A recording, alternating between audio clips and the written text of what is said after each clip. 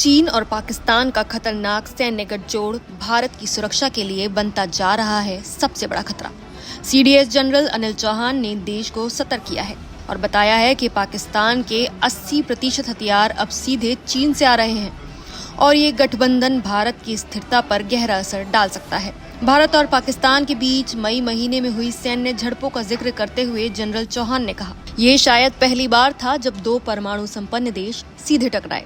उन्होंने ये भी कहा कि पिछले 5 वर्षों में पाकिस्तान ने चीन से भारी मात्रा में हथियार और उपकरण खरीदे हैं और अब दोनों देशों के सामरिक हित इतने एक जैसे हो गए हैं कि भारत को हर मोर्चे पर सतर्क रहने की जरूरत है।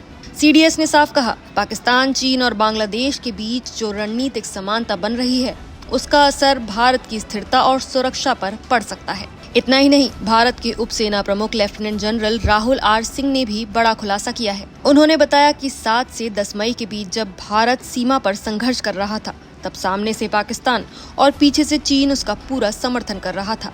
तुर्की भी इस गठजोड़ में शामिल होकर पाकिस्तान को सैन्य साजो सामान की आपूर्ति कर रहा था।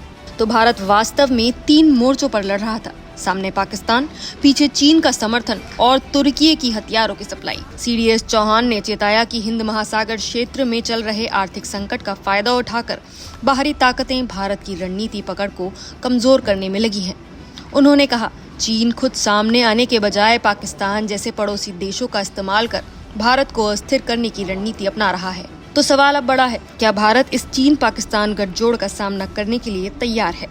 क्या आने वाला संघर्ष सिर्फ सीमाओं पर होगा या रणनीति के स्तर पर भी देश को और सजग रहना होगा? आपकी इस पूरे मामले में क्या राय है, हमें कमेंट करके जरूर बताएं। all know that in the past 5 years Pakistan has acquired almost 70 to 80% of its weapons and equipment from China. So that's a fact, and a reasonable assumption would be that Chinese as OEMs will have commercial liabilities which they have to fulfill and will have people in Pakistan.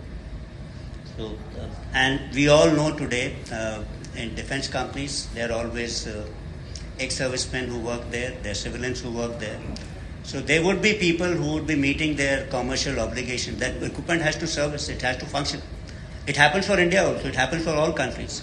If we get equipment from Sri, right?